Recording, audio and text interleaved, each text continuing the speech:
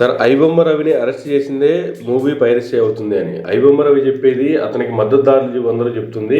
సామాన్యుడు ఫ్యామిలీతో మూవీకి వెళ్ళాలంటే అందరి రేట్లతో ఉంది కాబట్టి అతనికి సపోర్ట్ చేస్తున్నాం అని చెప్పి అతను మా వైపు నిలబడితే ఇలాంటి వ్యక్తిని అరెస్ట్ చేస్తారని సామాన్య ప్రజలు దేశవ్యాప్తంగా అతనికి మద్దతు ఇచ్చారు. కానీ రేపు అఖండ 2 మూవీ రిలీజ్ అవబోతుంది. Already AP government, Telangana government movie రేట్లు పెంచుకోవడానికి జీవోలు కూడా ఇచ్చేసాయి. బెనిఫిట్స్ కూడా ఇచ్చేసాయి. బెనిఫిట్స్ ఉన్నాయి, రేట్లు పెంచారు. అఘోరాలు తెలుసా మీకు? ఎవరు అఘోరా ఏం చేస్తారు తెలుసా? మొత్తం పక్కన పెట్టింది. చనిపోయిన వాళ్ళ శవాల పురులు తింటారంట.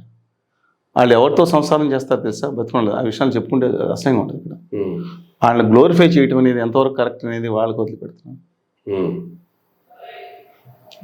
అలాంటి అఘోర మంచి చేసాడు. సరే, తర్వాత సినిమా నేను చూడలేదు, ఇంకా రాలేదు కాబట్టి బెనిఫిట్ షోకి వెళ్ళే అలవాట్లేదు. నేను ఒక్కనే బాలయ్య గారిని టార్గెట్ నేను చేయను. సమాజంలో మూఢనమ్మకాలు పెంచే ఒక దిక్కుమాలిన చర్యలు కొనసాగుతుంది. అభ్యుదయ భావాలు చచ్చిపోయేటట్టు చేస్తున్నారు. సినిమాలు వస్తున్నాయి కదా, మళ్ళీ తిరిగి తీస్తారా? Definite issue. సినిమాగా చూద్దాం. బెనిఫిట్ షోలు ఎవరి కోసం అండి? సార్, వరద బాధితుల కోసం. ఎన్టీ రామారావు గారు ఆ రోజు ఎంతమంది తిరిగారు? అది వేరా, కాంతారావు గారు అందరూ తిరిగారు కదా. బెనిఫిట్ షోలు పెట్టింది. బెనిఫిట్ షోలు సినిమాలకి 100 కోట్లు, 10 కోట్లు, 50 కోట్లు సినిమా వేయాలంట. వాళ్ళ హీరో రెమ్యునరేషన్ కూడా ఒక్కొక్కరికి వాళ్ళకి తగ్గిపోతుందని ఇది తీసుకుని బెనిఫిట్ వాళ్ళకండి. 15,000 రూపాయలు ఎంప్లాయీస్, 20,000 రూపాయలు పిల్లలు గొడవ చేస్తే బెనిఫిట్కి 500, 1000, 1,500 రూపాయలు కొట్టుకుని వాళ్ళ ఆ తొక్కిసలాట్లో చనిపోతే, నేను చెప్పింది వాళ్ళ ఫ్యాన్స్కి బాధగా ఉన్నా వాళ్ళ గుండె లోతుల్లో ఏమాత్రం తడి ఉన్న ఆర్ద్రత అంటారు చూసారా? శంకరపండ శంకరశాస్త్రి ఆర్ద్రత ఉంటే అర్థమవుతుంది. నేను చెప్పింది వాళ్ళ గురించి నేను మాట్లాడుతున్నా, సినిమా రిలేటెడ్ గురించి కాదు. ఏం చేయాలండి మనం? మీరు చెప్పండి ఒకసారి. ఆఖరికి సినిమాలు ఇష్టం వచ్చినట్టు. కానీ కళ్యాణ్ బాబు ఒక మాట చెప్పారు పాజిటివ్గా, మన ప్రభుత్వం వచ్చింది, ఇప్పుడు మన రేట్లు పెంచుకునే అవకాశం వచ్చింది. కానీ ఆయన కూడా చెప్పారు, నేను అవసరమైతే సినిమాలు స్పీడ్గా చూపిస్తాను. ఎవరికి పాజిటివ్? అది ఆయనకు పాజిటివా? నాకు తెలియదండి. పాజిటివ్గా ఒక మాట చెప్పారు కళ్యాణ్ గారు అన్నారు కదా, ఎవరికి పాజిటివ్? సినిమా హీరోలకి పాజిటివ్. ఓకే. ఇవాళ ఇంకోటి చెప్తున్నాను, నిర్మాతల కోసం మీరు లేరంటే సామాన్య కళాకారుల కోసం, నిర్మాతల కోసం కూడా నాలాంటి వాళ్ళు మాట్లాడాలి. పెద్ద సినిమా నిర్మాత చిరంజీవి గారు, ఎన్టీ రామారావు గారు చేసిన పెద్ద సినిమా నిర్మాత. ఎక్కడ చూసినా ఆయన పేరే చూస్తేనే రేపు భారీ సినిమానే అంటారు. చిత్రాలు తెలచకుండా మేము చిన్నప్పటి నుంచి చూసేవాళ్ళం. అలాంటి వ్యక్తి వాళ్ళ సతీమణి గారు హైదరాబాద్ ఫిల్మ్నగర్ కల్చర్ సెంటర్లో ఆయన మెంబర్గా ఉంటే చనిపోతే, చెన్నైలో ఉంటారు. 6 సార్లు ఫోన్ చేసి ఆర్థిక సేవ 1 లక్షలు ఇస్తారు, చాలా కష్టంగా నిల్లు కట్టడం. నాకు అర్థం కాలేదు. ఈ సినిమా నిర్మాతలు వాళ్ళు చేతికి వెళ్ళిపోయిన వాళ్ళు చాలామంది ఉంటారు. అంతకుముందు ఒక గోల్డ్ సినిమా, అలాంటి అద్భుతమైన సినిమా తీసిన వ్యక్తి ఆఖరి టైంలో నేను చూశాను. చాలా విషాదకరంగా ఉండేది.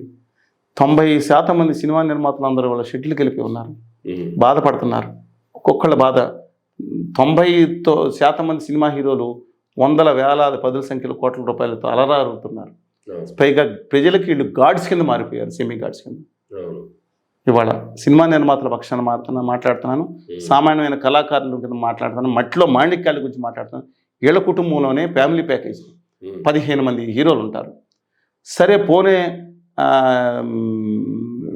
మేకప్ మ్యాన్లు ఉన్నారా, డ్రెస్ డిజైనర్ ఉన్నారా, లేకపోతే సినిమా డైరెక్టర్లు ఉన్నారు, మళ్ళీ వీళ్ళ కుటుంబాల్లోనే వాళ్ళే ఉంటారు. టాలెంట్ని తొక్కేస్తున్నారు, వీళ్ళే మాట్లాడతారు. మరి కామెడీగా ఉందండి ఇది. నేను ఏమన్నాను? ఇవాళ మట్టి బలగం, ఆయన పేరు వేణు ఎంతమంది అద్భుతమైన సినిమాలు తీశాడండి. ఎలాంటి వాళ్ళు ఎంతమంది ఉన్నారండి? జానపద సాహిత్యాలను ఎవరు తొక్కేశారండి? కళాకారుని కొన్ని ప్రాంతాలను ఎవరు హ్యాండిల్ చేశారండి? అందరూ నేను మంచివాళ్ళు ఉన్నారు. వాళ్ళ హోదా ఉద్యమంలో మాకు చాలా బాధగా ఉందండి. ఇవాళ సరే, ఐబొమ్మ అతను చేసిన దాన్ని నేను సమర్థించను, మిగతా వాళ్ళు సమర్థించుకోవచ్చు, ఇట్స్ నాట్. కానీ అది మాట్లాడేటప్పుడు ఇది కూడా మాట్లాడాలి. మీరు సినిమా హాల్ లోపలికి వెళ్తే కొన్ని సినిమా హాల్ లోపల 400 రూపాయలు పాప్కార్న్, మిమ్మల్ని మీరు బ్లాక్మెయిల్ గురవుతారు.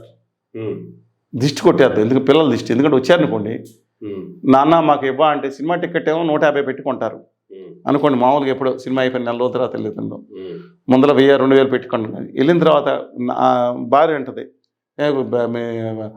ప్యాకే కాంబో కొని, దాంతోపాటు ఇంకోటి అంటాడు 700. అది కొనివ్వాలన్నాడు. మీరేం పెద్ద అంటే ఏం చేయాలి? చచ్చినట్టు ఇంకా చేతకాంతనం కాదని కొనివ్వాలి. పరిస్థితి దోపిడీ కాదు అది. మంచినీళ్ళ బాటిల్ 50 రూపాయలు తక్కువ స్పెషల్ బాటిల్ అంట. పోనీ అక్కడి నుంచి వెళ్ళి తాగేదేమో సరిగ్గా పెట్టరు, కిందకి వెళ్ళి ఉంటుంది, లోపలికి తీసుకెళ్ళినారు. ఏంటి పరిస్థితి? అబ్సల్యూట్గా అందరు నేను అంటలేదండి, సినిమా వాళ్ళు వీళ్ళు చేసేది ఏంటి, ఒక్కొక్కళ్ళు సమాజ ఉద్ధారకులుగా మాట్లాడతారు. వీళ్ళ ఫ్యాన్స్ ఒక్క ఇంటర్వ్యూ ఇచ్చారంటే ఈ 10 లక్షల మంది చూస్తారు. మన ఇంటర్వ్యూ ఎంతమంది చూస్తున్నారు?